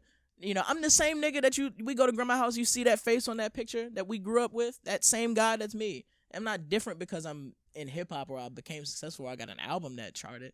Like, I think he literally means it when he says stop that, stop it please. And that's why it's so gritty, because he's really angry about it. I think it got to him. I pulled the "You More Concerned what others earn. That says a lot to me. I turned 1 million down 1 million times. That's not a lot to me. The game is changing. I do the best that I can to attain it. If we gotta gamble, I bet on myself. All that other shit is dangerous." And it goes on a little more, but yeah, like, I took it as, listen here, do me. What about you, Monte? Hate all you want. Yeah, I like the song too for a lot of the same reasons that you guys already said. Bow. I also appreciated like the. I don't know. You say you didn't like the beat or the cadence. I like the mix. It was like how his voice quality was in the song. Okay. Yeah. Well, I appreciated the cadence of the song, like the kind of like stop and go moments, kind of like added to the feel or like the intensity that you were speaking on earlier, of like like the message behind the song. So I think kind of throughout the album he does a good job of like I guess you call it tonality, like just matching the beats with the I guess overall theme of the song to kind of give it like that. Yeah. Overall feel that you're trying to come across. Yeah, definitely. It ends up the song finishes with a voicemail message from like this number. And what's dope is one, I think that is literally going to the next joint. I think it's trying to connect ideas again. I think he's doing the connecting songs idea where he's discussing that. Well, first of all, okay, I gotta back up for a second. The end of the stop that song, I think the last couple of lines is like before I, and then it cuts to the voicemail. I think he's saying before, like, stop this shit before I don't pick up the phone anymore talking to his family. I think he's saying like before you start hearing this, you know, because this shit is like, I don't fuck with this. Right. And also but what I think is more dope about that is the fact that is the number he uses for his promos.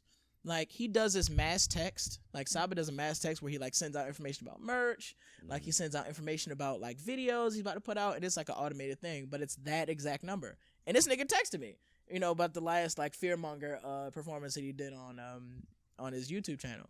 And I was like, it's crazy to see that number in my phone, in my text messages, and that's the one that's in the album. I actually thought when I first listened to this that the voicemail went into goes into the next song, like, yeah, this is your mother. It definitely connects. Like, yeah, but I wasn't sure if it was intended to connect, and that was exactly. the same. Like, so I was, one is he's saying before I stop answering the phone, and then it connects to the fact that he didn't really answer his mom's phone calls that much, and I think he's dealing with a lot of that. I think we've all dealt with, like, you know, like being annoyed by parents and like not you know wanting to hear from them. Not consume alcohol. Yeah, the Frank Ocean joint. Like, all right, damn. Be yourself. Lazy, sluggish. All right, Mom. I always say that and skip it. And that nicely transitions into Make Believe featuring Fouché.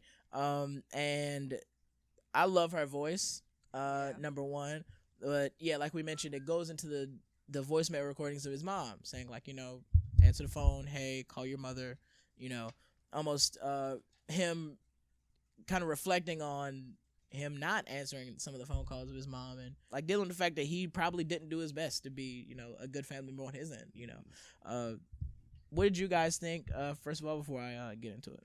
It was one of my favorite ones on there, so it's great. I definitely like the transition from the previous song into that song, and then kind of like the flow. Like I said, I already liked the previous song, like this kind of stop and go joint, then kind of flowing into that to Make Believe. As far as the song goes, I feel like it was a good song overall. I don't have any like notable quotes from it or anything like that, but I just feel like it was solid. Yeah. Y'all know how simple like this beat was. It could have been like that for the song too. That's what I'm saying. It wasn't too crazy. Didn't have too much going on. It was, you gotta have simple. some varieties. If it was still simple. It was a sing-songy joint. It was literally a sing-songy song. That's the last time I'm gonna say something about it. What was I about to say? Yeah, no, for sure. I actually think, in terms of like me analyzing this song, can't talk. I think this is about like kind of the cost of. So like we're still connecting ideas here, and he's still bringing on a lot of things he's been talking about, and I think he's referencing the fact that I actually believe that leaving the hood and leaving my family was worth it. I felt the value in that. I wanted to do that. We packed everything and we just left because we wanted to be even more successful, keep pushing, keep going. However, I did all of that to get here, and once I'm finally here, all of this shit is fake. Like, all of the shit that I thought that I wanted, living in Chicago, seeing the glitz and the glam, in LA, in Calabasas, you know, I fucking fought tooth and nail. Like, all the shit that I lost, including my cousin, you know, all of the shit that fucked me up along the way, getting, you know, shitted on by labels, getting, you know, fucked over, you know, by anybody. And I get here, and all of this shit is fake. Why am I sober again? I actually think he actually says that in the song. Like, I'm questioning why I'm sober, still, or something to that effect. And I think that was very sobering, just for lack of a better word. I think that really kind of made me really think about like the fact that he's dealing with a lot of these things and almost feels like he's in control almost all the way up until this point in the album. It felt like everything he was dealing with, he kind of made his peace with it. He kind of like figured out how he feels about it at a really, in-depth level.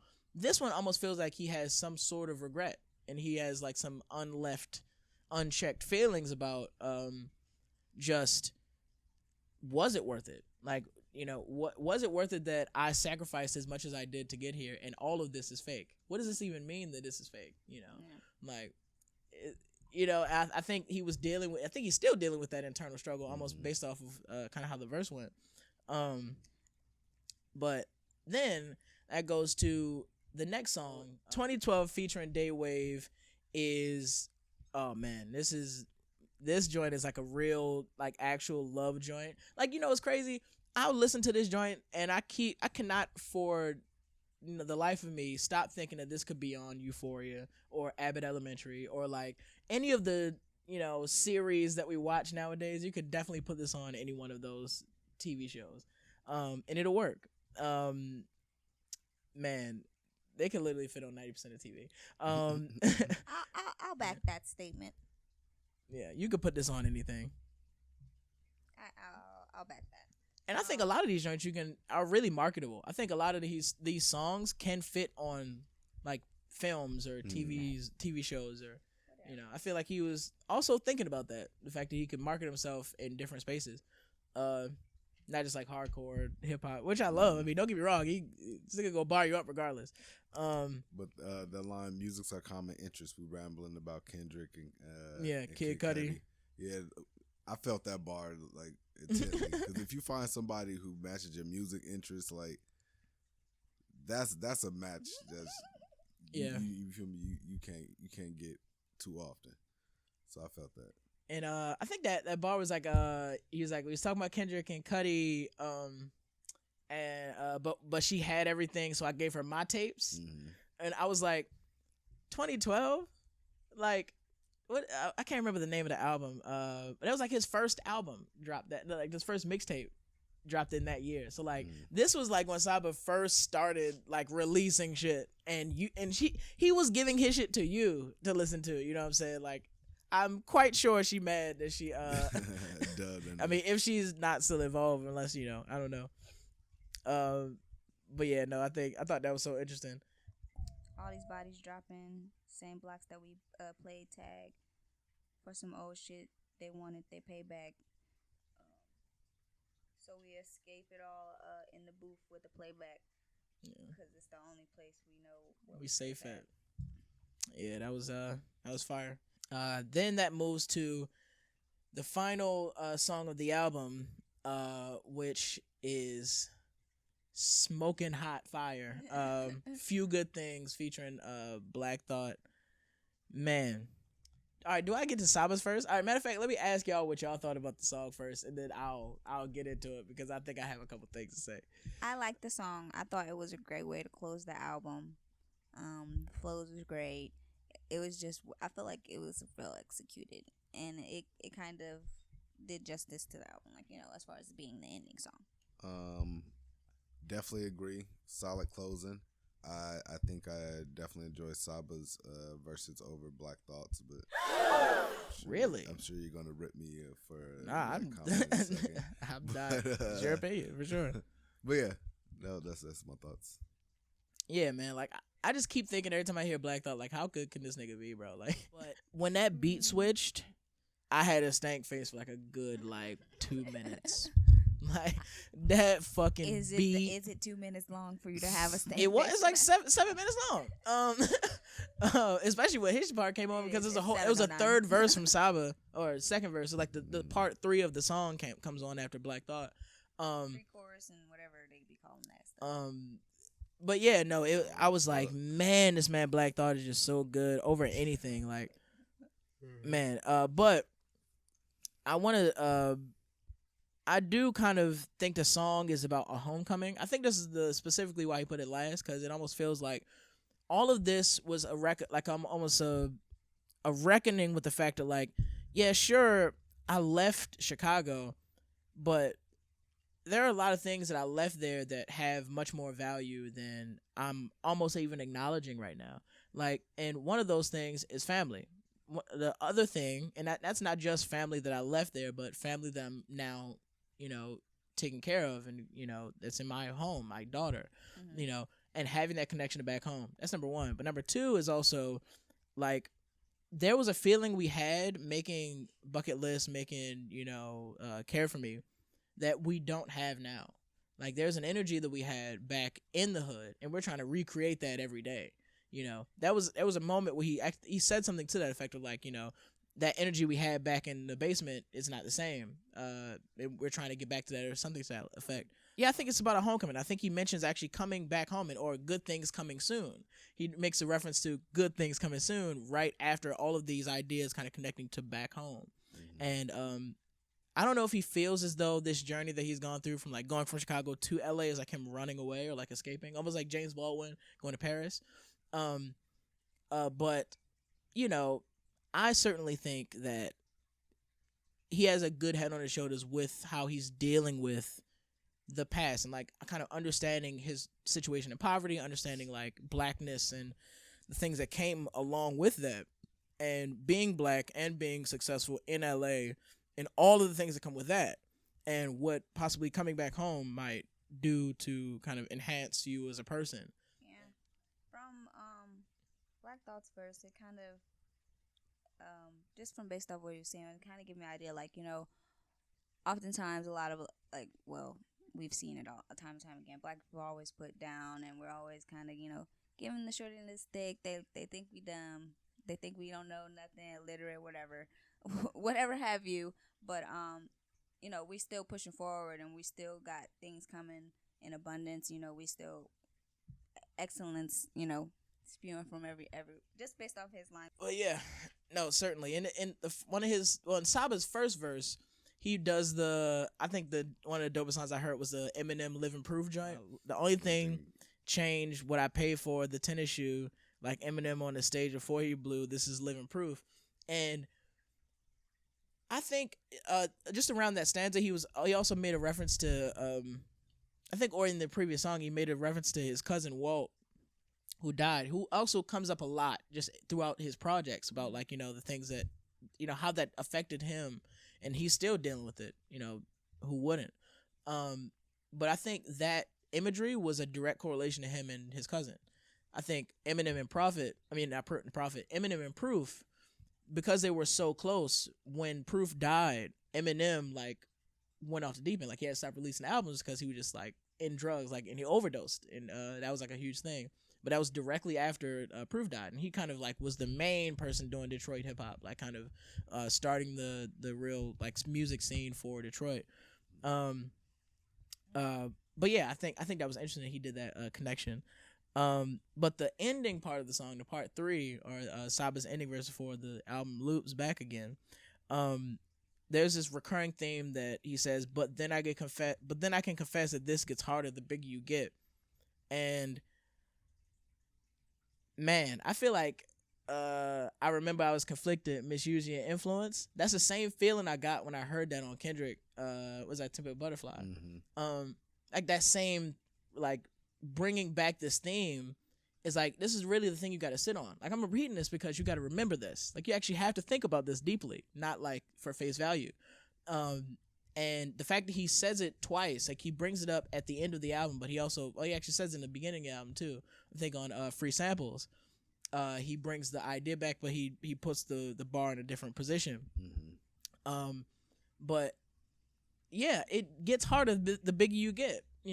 He always kind of seen himself as, like, kind of this, person who believes in, like, freedom, really, like, kind of pushing back against, like, these kind of larger powers, especially like police, especially the forces that kind of imply racism and things that are at work in Chicago. But one of the cruel realities is that it gets harder the bigger you get. especially being black. And I think that the fact that he said that was really was dope. I think he makes great decisions with some of the statements he uses to kind of push ideas, and I think I can certainly agree that it definitely will get harder the larger you get as an artist, specifically a black artist. Lyrically, definitely one of the better albums I've listened to. But yeah, that was Saba, A Few Good Things, the album. It was absolutely incredible. I'm going to go first. I'm going to give this album a solid 9. It's mainly because his first project, his second project, and his third project were, to me, completely without skips. Very, very solid albums. Really high level rapping. Beautiful stories, connecting of ideas, transitions, mixing, mastering. Like, he's done a lot of the right things with his music.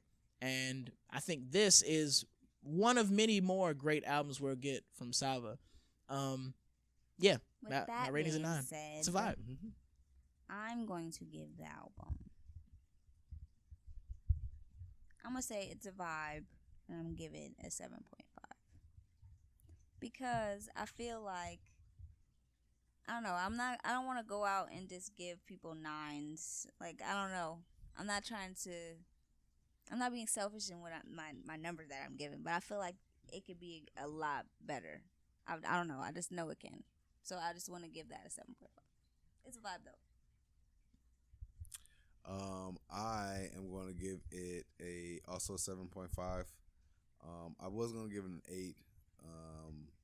But the first song, like I said, I don't know, for some reason it just bores me. It honestly just bores me. But I definitely appreciate the lyrical quality of the album. Like I said, one of the better lyrical albums I've heard this year. The storytelling aspect, transitions, just kind of how the middle of the album was kind of structured. I appreciate it. It's definitely a vibe, so I'm gonna give it a 7.5. All right, and our overall rating for the album will be this. Yeah. So, that was Saba, A Few Good Things, or A Few Good Things, I should say. Out right now. Definitely go listen to it. It's one of my favorite projects. Our next album we're going to be reviewing is Dope Don't Sell Itself by 2 Chainz. Skirt. Okay. So, signing off from the Vibe Perspective Podcast, I go by the name of Mike on the Mic. It is your girl, Sacoya. You already know. And that guy, Monte. And we out. Peace.